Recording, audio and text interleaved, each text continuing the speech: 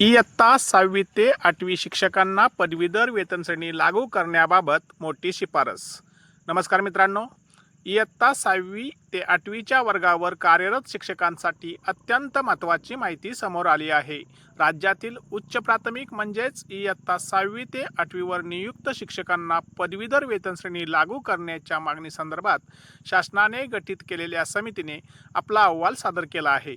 या अहवालामध्ये शिक्षकांच्या शैक्षणिक पात्रतेपासून ते आर्थिक भारापर्यंत अनेक महत्त्वाच्या मुद्द्यांचा अभ्यास करण्यात आला आहे। ही समिती का गठीत करण्यात आली?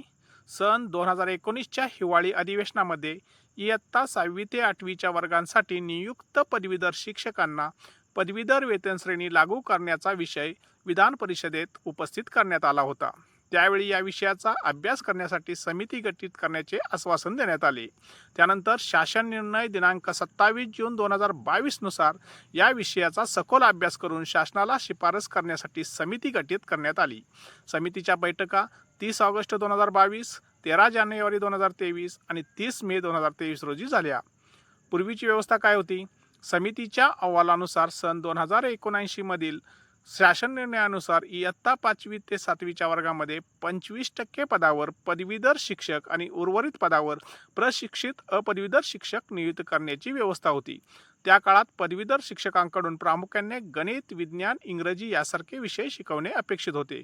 म्हणून या 25% पदावर कार्यरत पदवीधर शिक्षकांना वेगळी अर्थात पदवीधर वेतन श्रेणी देण्यात आली। मात्र परिस्थितीत मोठा बदल झाला। यानंतर बालकांचा मोफत व सक्तीच्या शिक्षणाचा अधिकार अधिनियम 2009 आणि NCTEच्या अधिसूचनानंतर इयत्ता 6वी ते 8वी या गटासाठी शिक्षकांची शैक्षणिक आणि व्यावसायिक पात्रता बदलली। आता या वर्गावर नियुक्त होणाऱ्या शिक्षकांसाठी प्रशिक्षणासह पदवी ही पात्रता अपेक्षित आहे।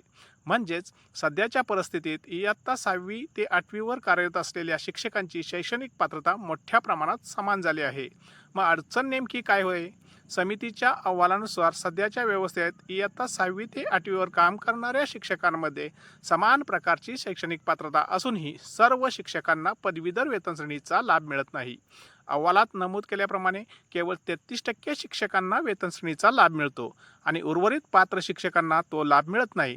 त्यामुळे समान काम करणाऱ्या शिक्षकांना वेगवेगळ्या वेतन श्रेणीमध्ये वेतन मिळत असल्याची परिस्थिती निर्माण झाली आहे। समितीच्या मते ही असमानता दूर करणे आवश्यक आहे। किती शिक्षकांना फायदा होऊ शकतो? समितीने सादर केलेल्या माहितीनुसार पदवीधर पदावर कार्यरत असूनही वेतन श्रेणी न मिळालेल्या 19,785 तसेच पदवीधर वेतन श्रेणीसाठी शिफारस पात्र 33,706 शिक्षकांचा विचार करण्यात आला। या दोन्ही संख्याचा एकत्रित विचार 53,491 शिक्षक संबंधित पदाशी संबंधित आहेत। शासनावर किती आर्थिक भार पडणार? समितीच्या अहवालानुसार प्रत्येक कर्मचाऱ्यामागे अंदाजे 63,000 रुपये वार्षिक अतिरिक्त भार येण्याची माहिती देण्यात आलेली आहे। म्हणजेच प्रति कर्मचारी 5,250 रुपये अतिरिक्त भार येण्याचा अंदाज व्यक्त करण्यात आला आहे। संबंधित शिक्षकांना पदवीधर वेतन श्रेणी लागू केल्यास शासनावर मोठ्या प्रमाणावर अतिरिक्त आर्थिक भार पडणार आहे। समितीची महत्त्वाची शिफारस। या संपूर्ण अहवालातील सर्वात महत्त्वाचा मुद्दा मध्ये समितीने केलेली शिफारस। समितीने नमूद केली आहे की इयत्ता 6वी ते 8वीवर काम करणाऱ्या पात्र शिक्षकांना वेगवेगळ्या वेतन श्रेणीमध्ये वेतन देणे हे नैसर्गिक न्यायी तत्वाशी सुसंगत नाही। त्यामुळे आर्थिक भाराचा विचार करून 6वी ते 8वीवर पात्र शिक्षकांना पदवीधर वेतन श्रेणी लागू करण्याची शिफारस समितीने केली आहे।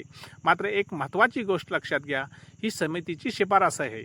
अंतिम शासन निर्णय अद्याप वेगवेगळ्या प्रक्रियेतून होणे आवश्यक आहे। म्हणून शिक्षकांनी या अहवालाकडे महत्त्वाचा सकारात्मक घडामोड म्हणून पाहावे। परंतु प्रत्यक्ष वेतन श्रेणी लागू होण्यासाठी शासन स्तरावरील पुढील निर्णयाची प्रतीक्षा करावी लागेल।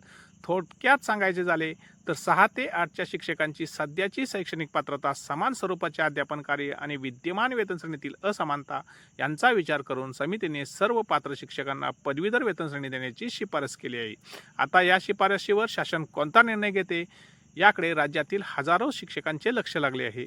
या विषयावर शासनाचा अधिकृत निर्णय किंवा शासन निर्णय प्रसिद्ध झाल्यास त्याची माहिती सर्वप्रथम मिळवण्यासाठी आमच्या चॅनेलला सबस्क्राईब करा आणि बेल आयकॉन दाबा। धन्यवाद।